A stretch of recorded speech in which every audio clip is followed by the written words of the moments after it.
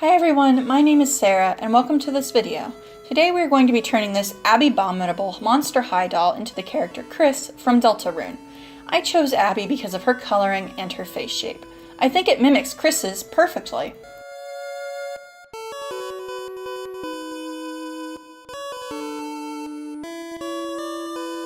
As per usual, the first step was to remove her hair. I started by hacking off as much as I could. Her hair was in very poor condition, so I didn't bother saving it.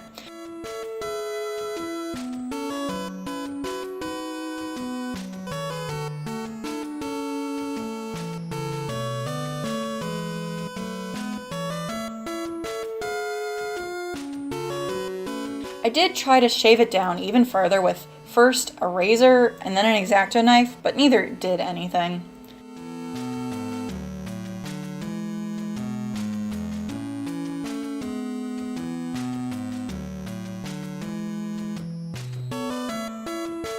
Next, I removed her head using hot water. You can see the cloud of baby powder coming off of her in the water. That's from me trying to de-stickify her hair. Once the plastic was nice and soft, I gently pulled her head off, trying to avoid breaking the neck pegs that hold it on. Look how soft the plastic can get.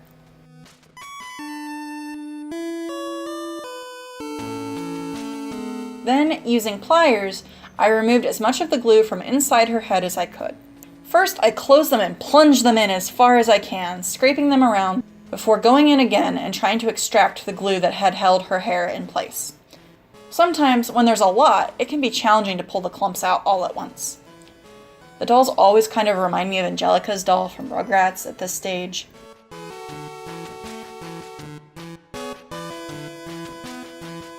If the glue gets all over your pliers, I'd recommend using some nail polish remover to clean them up. Sometimes the combination of the factory plugging for the part and removing the glue from inside the head will cause the scalp, or skull, to break. You can glue it if you're worried, but since Kris is getting wefts glued on, I just left it be. Then I removed the face using 100% acetone and a Q-tip. There was a lot of glitter on her face, so I had to remove that as well as the makeup. It came off relatively easily though, as did the few odd dots she had on her face. Next was removing the glitter from the body. The body is a different type of plastic than the face, so I wasn't sure what would work. I first tried acetone-free nail polish remover and then, with care, my acetone. I experimented in an area that I knew wouldn't show once Kris was clothed, since I knew that the acetone might melt the plastic. While the plastic didn't melt, the glitter wasn't removed either. So, I moved on to my nail care Dremel. I started with the torso again in an area that would be covered, experimenting with various bits until I found the one that worked the best. I also used a manicure sanding block to smooth down the areas after I removed the glitter coating. For the hands, I cut Abby's claws/nails off before I started sanding. I had to be careful because the plastic was both softer and smaller than any other part that I had to sand.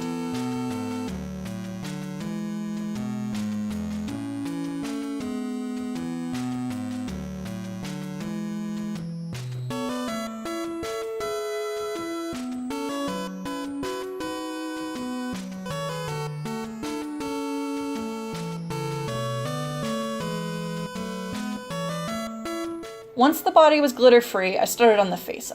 Kris has some pretty severe shadows on their face, and you can't actually see their eyes in-game.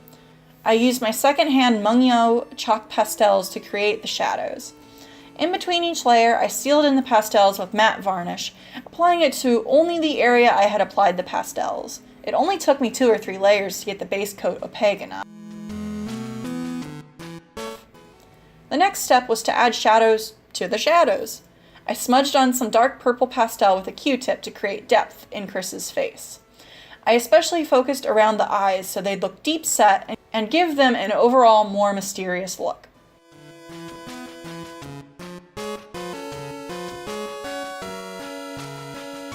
While I decided what to do about their eyes, I jumped over to their hair, painting their scalp black so that it would be less obvious if the hair ended up being a little thin in spots.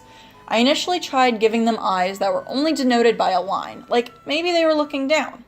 I think their bangs are supposed to be covering them in-game, but the first expression I came up with made them look like they were asleep.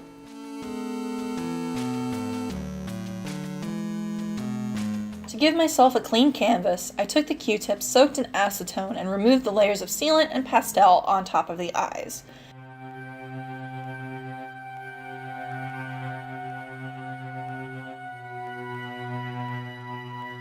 And painted in some eyes with watered down acrylic paint.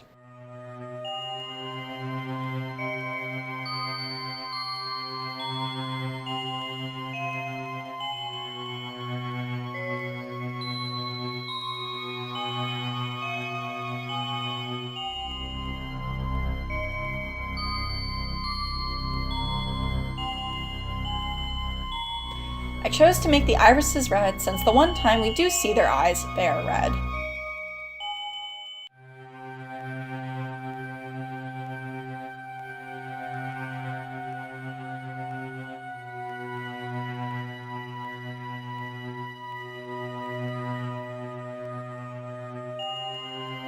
The completely open expression didn't look disinterested enough, though, so I used some pastels to add lids. That wasn't opaque enough or defined enough, so I switched over to paint to get the look I wanted. I suppose that this means I could have done all of the shadows with paint, but so what? I like this look better. Fight me.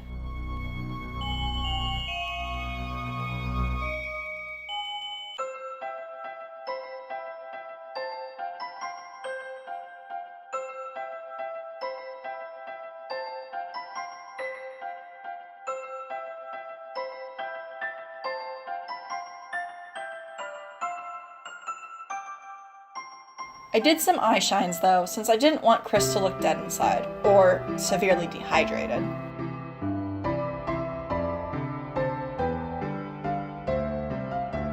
Now it was time to return the head to the body.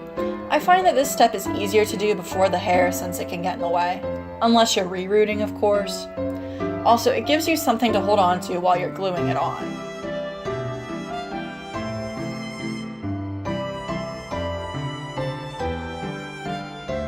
I actually had to buy some yarn from Michaels for this project as I didn't have any dark blue yarn.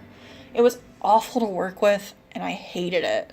I'm not sure if it was because the yarn was thinner or that because it was meant to be smoother and fancier. Either way, I don't want to have to brush this yarn out ever again. The glue I used this time was Elmer's Craft Bond, but I watered it down to 70-30 glue and water. That allowed the glue to seep in and around the individual fibers and led to better, if slightly more fragile, wefts in the end.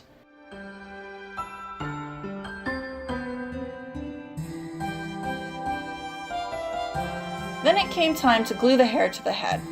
As I have been, I followed Mazekito's wig tutorial and, by now, I think I've got it memorized.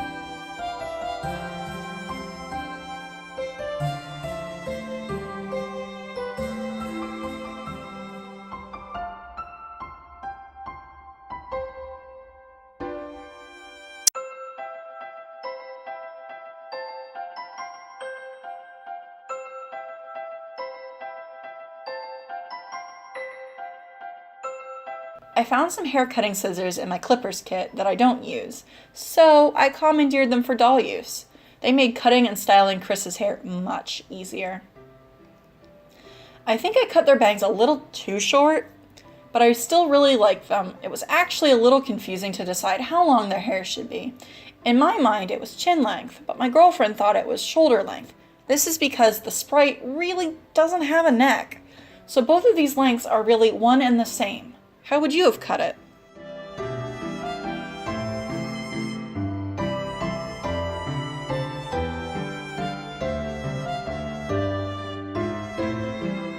I made them a pair of boots using watercolors' papier-mâché method, which I covered in polymer clay.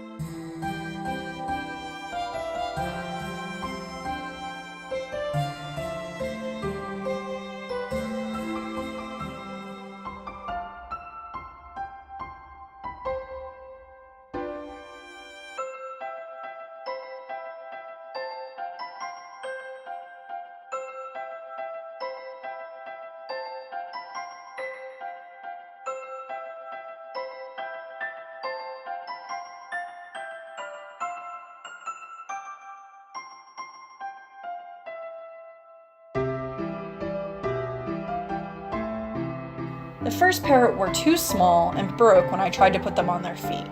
After crunching them up in a very satisfying manner, I started over and was more successful. I think I made the clay too thin though, to be really sturdy, and I'm not entirely satisfied with them.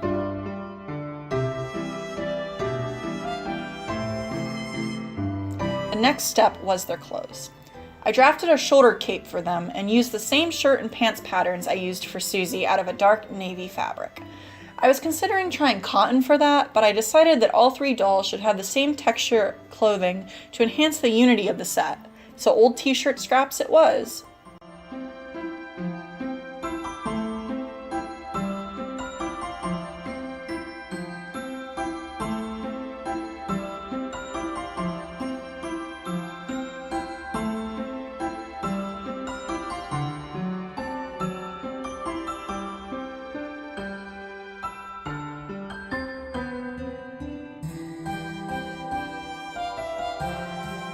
I tried making a trim for the cape the same way I made trim for Susie's coat, but the red marker turned out to be much closer to orange.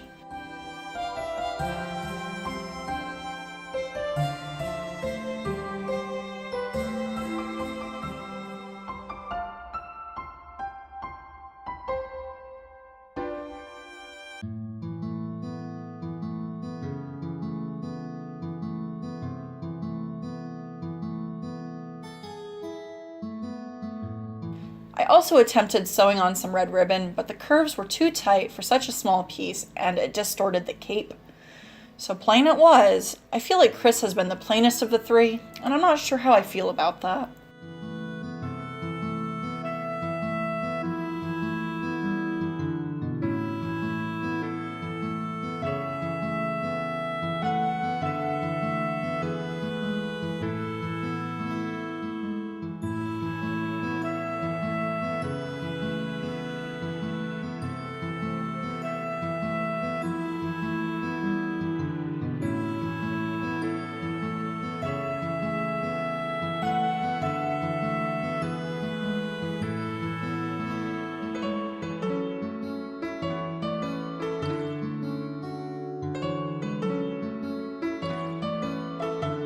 The next step was their sword and shield. I used the end of a chopstick to make the hilt, and I molded the guard out of air-dry clay and painted it the same color. The blade was made of gray fun foam and painted with watered-down acrylic. There are indents in each side of the guard, one to hold the hilt and the other to hold the blade, and then everything was super glued in place.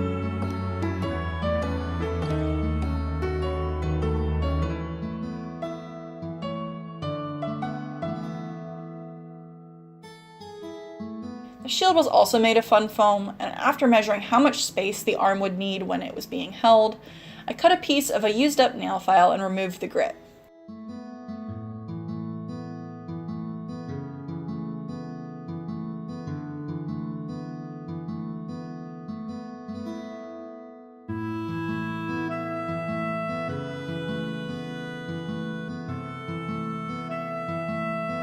This support would keep the foam from warping when it was being used.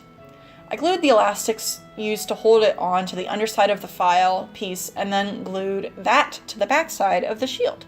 I should have probably painted it to match the back, but I didn't think of that until it was all glued together. I managed to get super glue all over my fingers and had to remove it with acetone before I could move on. There's still some stuck to my thumbnail at least a week later.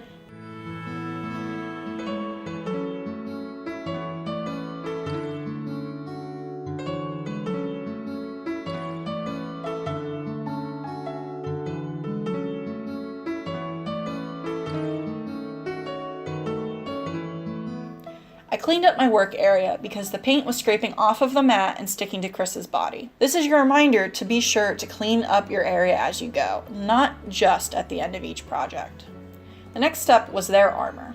I cut out paper patterns and traced them onto more fun foam.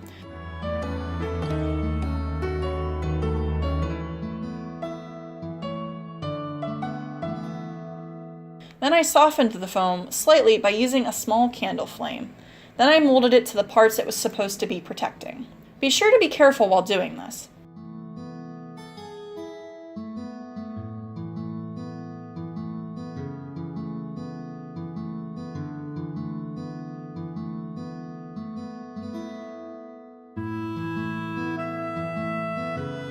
Then I painted all the parts with metallic silver paint that I picked up when I bought the foam. Too bad I didn't have it for Susie.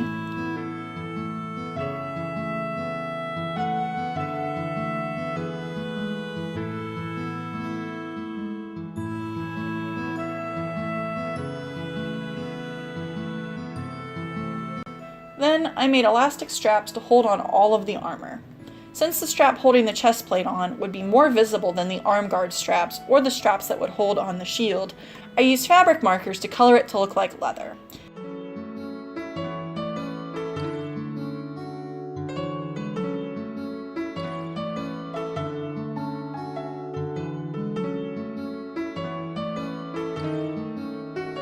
It bled a lot at first, and I made sure the dye was entirely set and dry before I touched it to their clothes.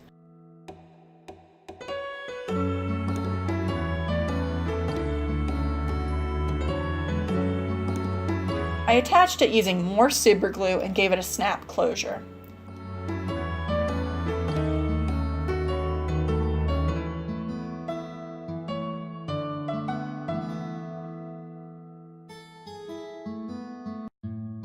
Then it was time to dress them.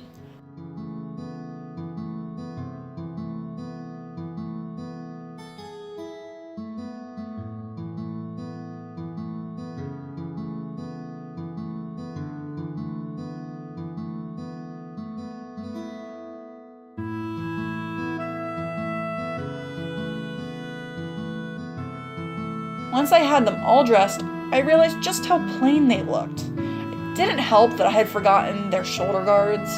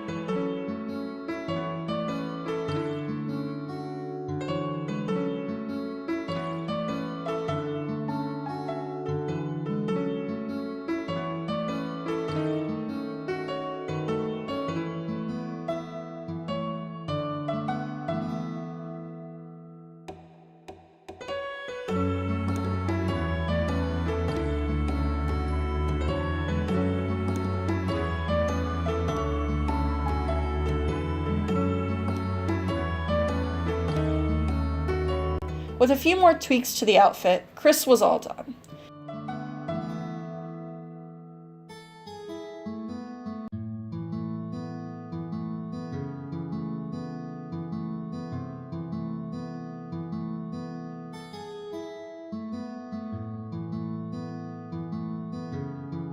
I do like how Kris turned out in the end. I think their design just had the hardest time translating to doll form.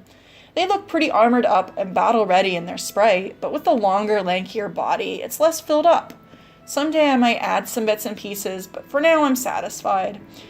They took the longest of the 3 to complete, but it was totally worth it to be able to have them all together.